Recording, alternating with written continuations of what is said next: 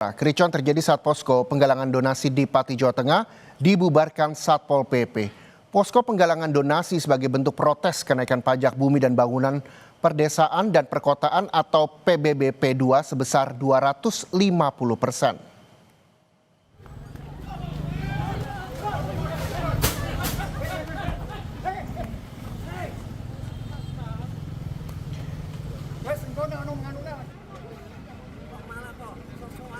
Cekcok terjadi saat Satpol PP membubarkan posko di sekitar alun-alun Pati dan mengangkut donasi dari warga. Petugas berdalih keberadaan posko donasi dinilai mengganggu ketertiban umum. Masa tak terima karena perwakilan Aliansi Masyarakat Pati Bersatu sudah memberi surat pemberitahuan kegiatan ke polisi dan tembusan ke Bupati.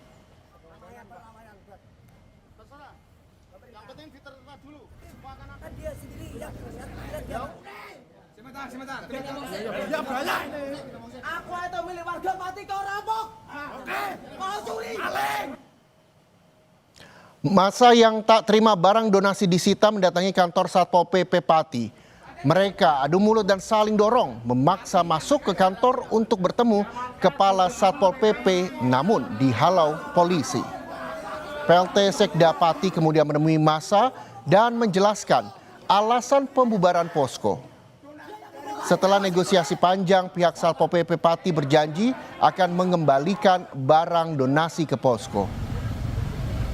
Kemarin beberapa hari kan kita biarkan. Ya. Harus koordinasi. Kemudian kita tertibkan.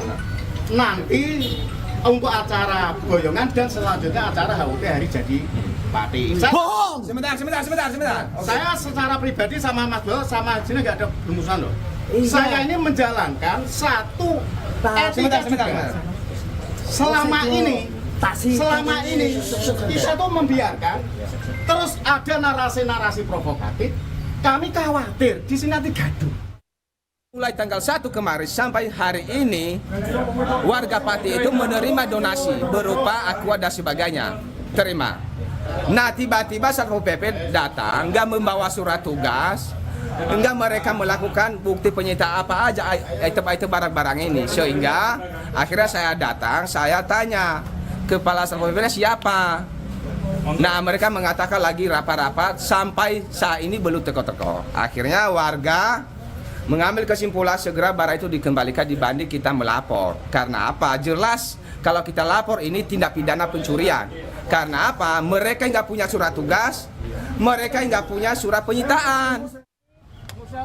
Kebijakan Bupati Pati menaikkan PBBP 2 hingga 250% menuai kontroversi. Keputusan itu bertujuan memajukan Pati yang pendapatan daerahnya paling kecil dibandingkan kabupaten lainnya. Aliansi Masyarakat Pati Bersatu berencana menggelar demo pada 13 Agustus untuk menolak kebijakan tersebut. Bupati mempersilahkan massa untuk berdemo, namun mengaku tidak akan mengubah keputusan. Ada apa yang akan informasinya itu Pak, itu dari gundul, silahkan lakukan. Jangan hanya 5.000 orang, 50.000 orang suruh ngerahkan.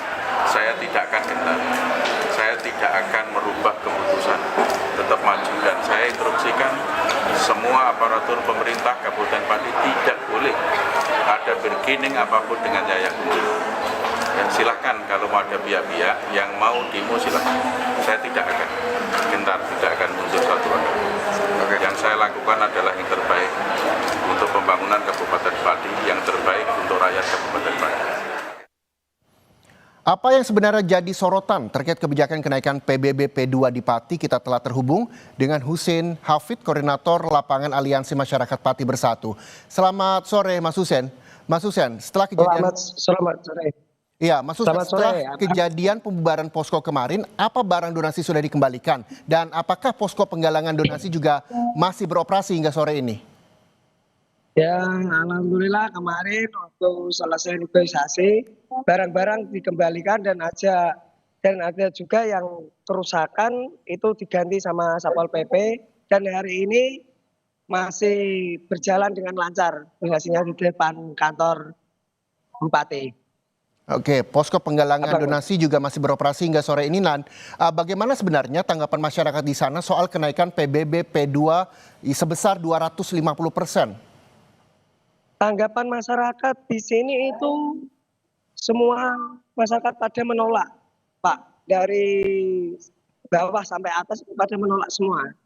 Karena gini loh, kalau NJOP naik itu kan minimal 20% dan maksimal 100%. Kan ini malah lebih dari 100%.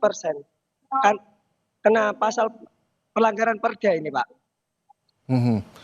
Dan sebenarnya apa alasan Pemkab menaikkan pajak hingga hampir 3 kali lipat ini yang Anda ketahui?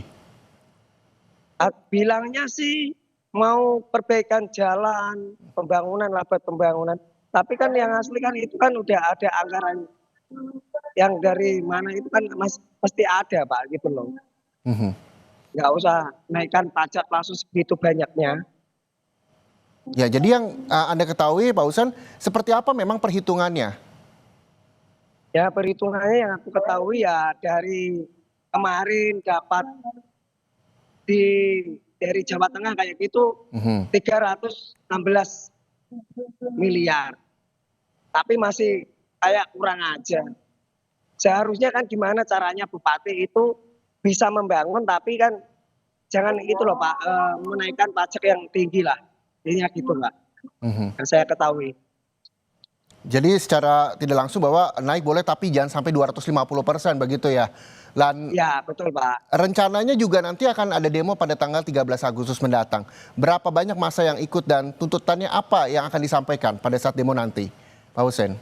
Ini Pak, kemarin saya sebagai penanggung jawab demo aksi demo damai ini, yaitu saya kemarin itu udah masukkan pemberitahuan kepada Polres, terus yang di Jakarta Pak Presiden juga, itu cuma 25.000 dan ternyata ini masyarakat semakin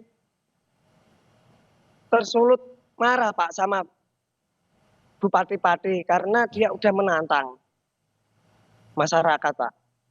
Tantangan seperti apa yang disampaikan yang hingga membuat masyarakat ini marah begitu? Ya tantangannya seperti bilangnya dikira 5.000, 50.000 saya nggak akan gentar. Ini besok Pak saya buktikan insya Allah ada 100.000 lebih yang akan datang ke kantor Kabupaten Pati Pak. Oke, ke depan apa yang memang diharapkan masyarakat dan juga warga sekitar terkait dengan kasus ini, Pak Husen? Ya, yang diharapkan gini Pak, PBB boleh naik tapi sewajarnya dan bisa sebelum menaikkan PBB itu masyarakat itu disejahterakan dulu Pak. Sekarang kan gini, tiap tahun kan pengangguran tambah ya kan? Ya tambah kok malah lapangan pekerjaan kok sulit, nggak dibanyakin. Intinya gitulah Pak. Jadi secara tidak langsung tidak berbanding dengan pajak yang dinaikkan begitu sebesar 250% terhadap kesejahteraan warga sekitar. Betul Pak. Baik. Seharusnya Pak Pati itu ya tadi Pak bisa belajar dari Kudus, Jepara, Rembang. Dia mau menaikkan pajak itu mensejahterakan masyarakatnya dulu Pak. Baik. Kita bisa ambil kesimpulannya bahwa masyarakat juga ingin disejahterakan, kenaikan pajak tidak masalah tapi tidak sebesar yang sudah terjadi 250% ini begitu ya. Terima kasih sekali lagi Koordinator Lapangan Aliansi Masyarakat Pati Bersatu, Mas Husen Hafid atas waktunya bersama Indonesia Update Kompas TV. Dan